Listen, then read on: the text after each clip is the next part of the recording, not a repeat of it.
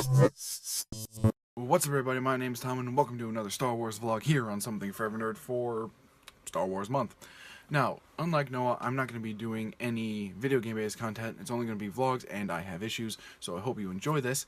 And today we are going to be talking about Grey Jedi. Now, if you don't know what Grey Jedi are, the concept is pretty simple. There are the Jedi who can use the light side of the Force, there are the Sith who can use the dark side of the Force, and then there are the Grey Jedi who are the ones in the middle. They can use both. Things like Force Push, the Jedi Mind Trick, things you see the Jedi use basically, and then there's the dark side powers like Force Lightning and Force Choke. I think those are the only two dark side specific abilities I've seen the Sith use in the entire franchise. I might have to go back and check that.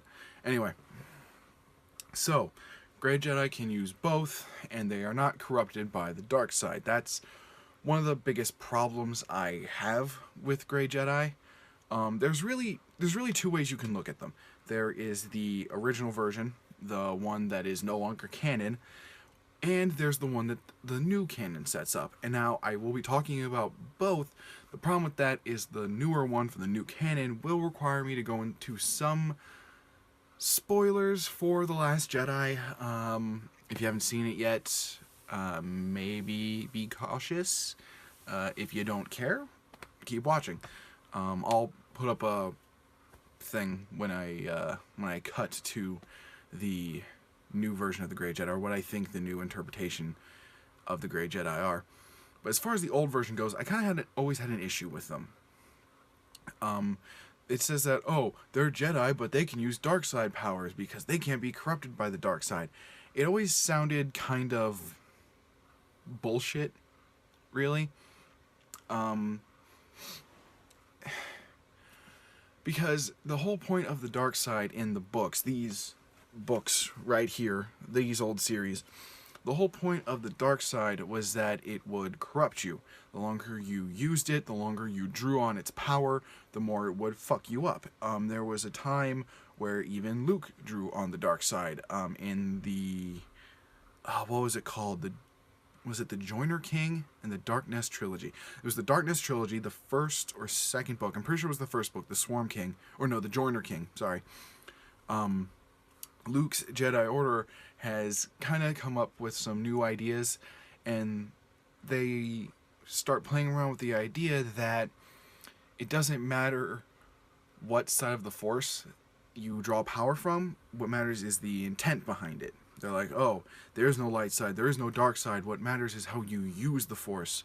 If you're not using it for evil, then it's not the dark side. If you are using it for good, altruistic purposes, then it is the light side of the Force, always, and yada yada yada.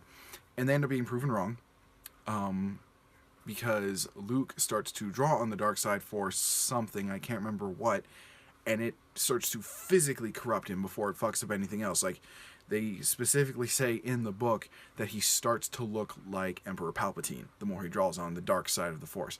The book, like, this older canon clearly defined that there were two sides to the Force, a light side, a dark side. If you drew on the dark side, it would corrupt you and turn you evil. That was the idea.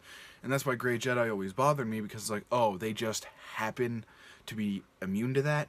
They just can't be affected by the dark side of the Force. They are incorruptible. It just really sounded like bullshit, and that's why I never really cared for them. I've heard a couple people say, oh, I wouldn't be a Jedi or a Sith. I'd be a Grey Jedi. It's like, sure you would. Sure you would. No one would resist that sort of dark side corruption forever. I mean, even the stuff I read on the Star Wars Wikipedia, I should say, which by no means is a perfect source, let's be honest, it at least does say that there were Grey Jedi who did eventually fall down the dark path, or go to the light side permanently, one of the two. So, I don't know, they always bug me, and it's really all I can say about them, because you don't really see too many of them. There was one in Star Wars Knights of the Old Republic 1, I believe. I believe he was one of your party members, because he wasn't in 2. And that's really the only one I can remember, because every other one there were so few that they never really mattered. But yeah, there's not a whole lot to say for the old canon other than I think they're kind of crap.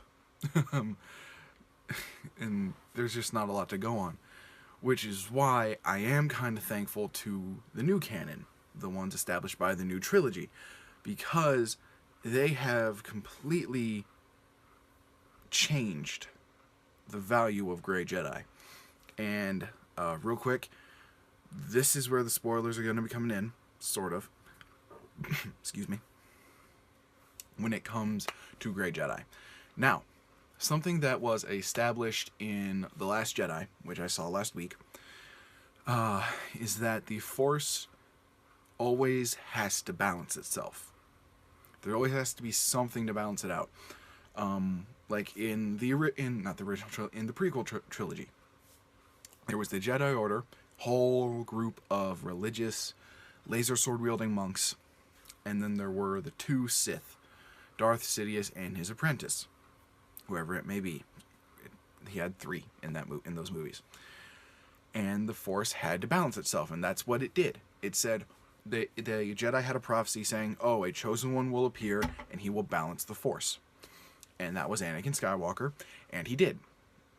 The light side had grown so strong and large, it completely overshadowed the dark side, or outshined, I guess, the dark side. Sorry for the cut there, guys. Some stuff happened off screen.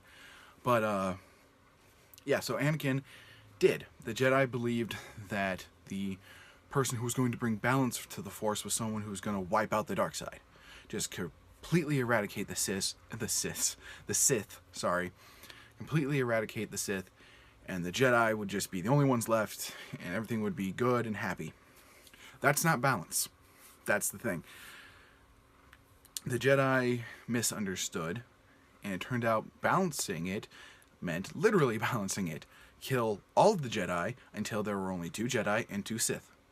Darth Vader and Darth Sidious, Yoda and Obi-Wan. That's balanced. Then you had the original trilogy. And it was again a balancing act apparently by the Force, if it's to be believed, with Luke Skywalker. Obi-Wan and Yoda are dying. They've got 1 foot in the grave, 1 foot on a banana peel, and they're about to go. Well, if the Jedi are gone, that means there's no representatives of the light side.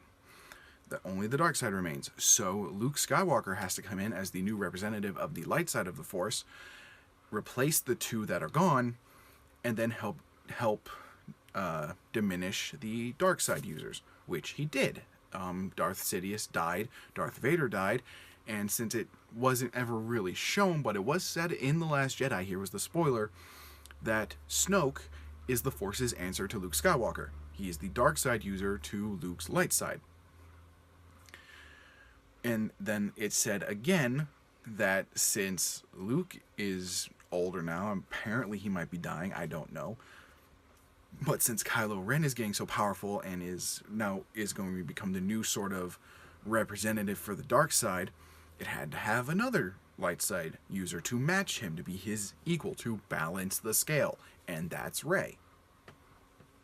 So there you go. It's one whole big balancing act, and that's why this movie has made the Grey Jedi so much more important, because how are you the best way to who better to balance it than someone who can embody both halves?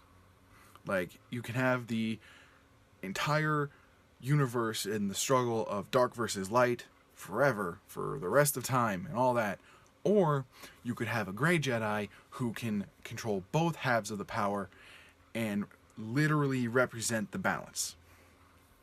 Like, that's why Grey Jedi are now so important. And I haven't actually seen anyone mention this yet. Maybe no one else thought of it. Maybe I'm totally I'm totally missing the point.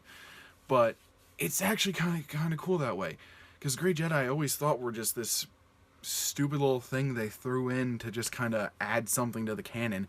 Now they're the most important thing in this franchise. That's kind of awesome.